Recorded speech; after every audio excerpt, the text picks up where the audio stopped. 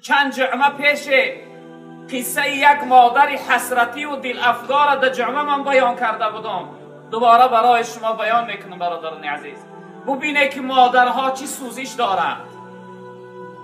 مادر 5 سال یا 6 سال میگه فرزند شندی، از غم فرزند، از داغ فرزند، از فراق فرزند دردمند شد، جاگه بیماری افتاد. دایم با فرزندش میگه، با تلفن صحبت میکرد، دایم صحبت میکرد، فرزندم پسرم بیا، من از تو چیزی طلب ندارم، نه پول دمن در کاره، نه مال دمن در کاره، نه دارندگی، هیچ چیز از تو دمن در کار نیست، فقط تو را میخواهم.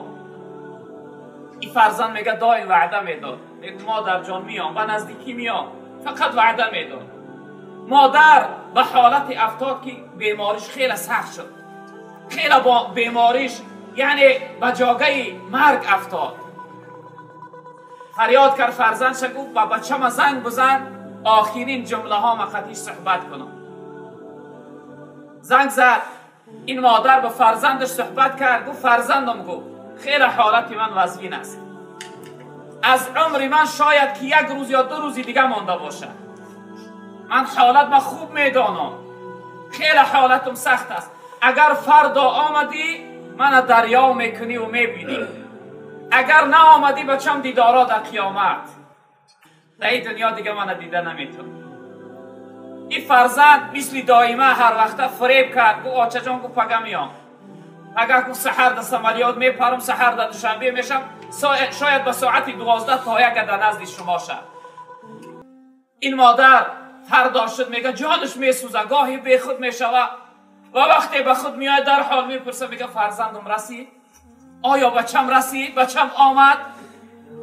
ساعت وقت رفته ساده است، ساعت 10 11 12 شده است، فقط وقتی به خود میآید چیزی نمیپرسه، میگه فرزندم رسید. ساعت به 1 رسید، میگه در نزد این مادر دختر کلانیش نشسته بود، دخترش فریاد کرد، صداش آهسته آهسته میبرآمد، دیگر قوتی نمانده بود که بلند گپ زند. دخترم گفت نزدیکتر بیا. گفت چی میگوی آچه جان؟ گفت آخرین آرزویی که من از فرزندم داشتم، این آرزوی من تو بجا میاری. دخترم گفت وقتی که داده را از در خانه در آمد، یعنی که رسید، او را بخیز در آغوشت بگی، در آغوش بگی و از پیشانیش بوسه کن، از پیشانیش بوسه کن و براش بگو که این آخرین آرزوی مادرت بود. براش بگو که مادرت میخواست که آخرین بار تو را در آغوش بگیره و از پیشانیت بوسه کنه. اگه مادر چیزا گفت، چشمها را پوشید و دیگر چشمها را نکشود. بعد از این جان به جانان سپارید. مادر ببین برادری عزیز چی سوزش دارد، چی آرزو دارد. تو بر این فرزندی به همت و ناجوان مرد، تو بر این فرزندی ناآدم میخواهد آغوشش بگیرد، میخواهد از پیشانی تو بوسه کنه، اما تو جوانی بی سواد و جاهل به سوی مادر فریاد میکنی، مادر گریان میکنی، اشک مادر میریزانی. مادر خوب از روی تو رنج عذاب کشیده است، برای تولدی تو خیلی رنج کشید، به مرگ دست به گریبان شده بود، نجاست های تو را با دستای زیبا و نازکش میشوشت و پاکیزه میکرد. ای ابله، و سوش ما فریاد میکنی، با گریانش میکنی. شبی که تو را خواب نمیبود او خواب نداشت، تا سحر تو را الله میگفت، تا سحر همراهی تو بیدار بود. وقتی از خواب میخستی خودش نمیخورد و اول تو را میخورانید، خودش بار نمیکرد و تو را میپوشانید که مبادا خنک نخوری. یه خوب بدان ای جوان، ای شخصیتی که به سوی مادر فریاد میکنی، ای شخصیتی که قدر مادر رو نمیدانی، حق مادر رو ادا نمیکنی. مادر خیلی بزرگوار است. پیغمبر بزرگوار صلی الله علیه و سلم در حدیث مبارکشون میفرمایند که رغم انفه ثم رغم انفه ثم رغم انفه. تن خواب در بینی شخصیت باد. مردم ما هم یک دعا دارند، مادرها میگن خاک در دهنت یا اینکه خاک در سرت میگن. پیغمبر بزرگوار میگه خاک در بینی شخصیت عباد، خاک در بینی شخصیت عباد، خاک در بینی شخصیت عباد. اهل اصحاب اونجا حاضر بودن، پرسیدن گفتن من یا رسول الله شما کی را در نظر داره؟ خاک در سر و بدن و در بینی کدام شخصیت؟ پیغمبر بزرگوار گفتن من ادرک والدی عند الکبر احدهما او کلاهما فلم یدخل الجنه. تن خاک در سر شخصیتی که، خاک در بینی شخصیتی که پدر و مادر یا اینکه یک کدامی از اونها را زنده در حیات میابه، خدمت اونها را نمیکنه، دعای اونها را نمیگیره، اونها را از خودش راضی نمیگردانه. خاک در سر و بدن شخص امو جوانی که پدر و مادر آزار میدیه، پدر و مادر خفه میکنه، پدر و مادر غمگین میگردانه. آهی پدر و مادر، والله قسم برادری عزیز، حیاتی ترا میسوزانه، حیاتی ترا تلخ میگردانه. اون آهی که اون مادر داره ترا به بدبختی میرسانه. عزیزای خدا حکایت میکنن که یک شخصیت عابده بود که کاری دائمش عبادت کردن بود. روزه در اون محرابی عبادت در سکوت، شاید در درون نماز بود، مشغول ذکر و عبادتش بود.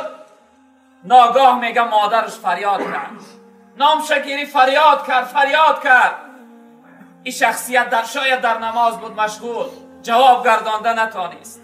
مادر دوباره فریاد کرد، 3 باره فریاد کرد. این شخصیت جواب گردانده نتانست. مادر بسیار ناراحت شد.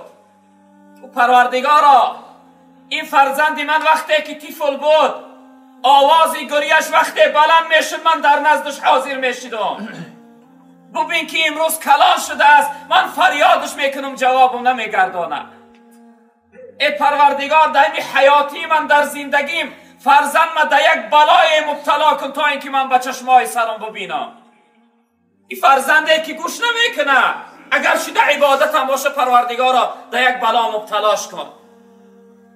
اگر دور زمان یک زن زنا کرده بود، از زنا تولد کرد، وقتی اونم محاکمه کردن، حکم برآوردن برای حد زدن و دور زدن، از اون پرسیدن گفتن ای زن و تو کی زنا کرده است، کی رسیده است؟ این زن میگه دو گرفت نزد این شیخ آمد و خچه در بالای این شیخ انداخت و این شیخ به من زنا کرده است، این شیخ به من رسیده است. حکم کرد، حاکم گفت شیخ بیاره. شیخ بردن، گفتن شیخ ما تو را انسانی خوب میدانستیم، تو به این زن رسیده ای؟ گفت والله قسم من به این زن نرسیدم. گفتن تو گناهگار هستی؟ گفت من گناهگار هستم، اما گناهی من زنا کردن نیست. گفتن گناهی تو چی است؟ گفت گناهی من گفت نافرمان برداری مادر است. مادر من دعا کرد که در بلای مبتلا شم، این دعای مادر است که من در این بی آبروگی مبتلا کرده است. نباشه گفت من زنا نکردم. گفتن تو شاهد بیار. شاهد نداری؟ شخصیت گفت من اجازه بده شاهد میارم. گفتن کودکی که نو تولدش است اون بیاره. کودک آوردن. شیخ میگه دست در بالای شکم کودک بار و ای طفل پاکیزه تو گناه نداری. اون شخصیت هایی که زنا کردن اونها گناهگار هستند. تو را به حق همون خدای قسم که خلقت کرده است بگو که پدری تو کی هست؟ میگه طفل در صحبت در آمد، در سخنگویی در آمد، گفت پدری من این بیچاره نیست. این شیخ گفت از روی بددعایی مادرش در این بلا مبتلا شده است. شیخ باید حد میزدن، دوره میزدن، باید میکشتنش برای این تهمت. اما به حکم خداوند کودک در صحبت در آمد و این شیخ از روی بددعایی مادر در بلا گرفتار شده است. پدری من گفت فلانی چوپان است، این رهاش کنه، بگذارش، این نیست.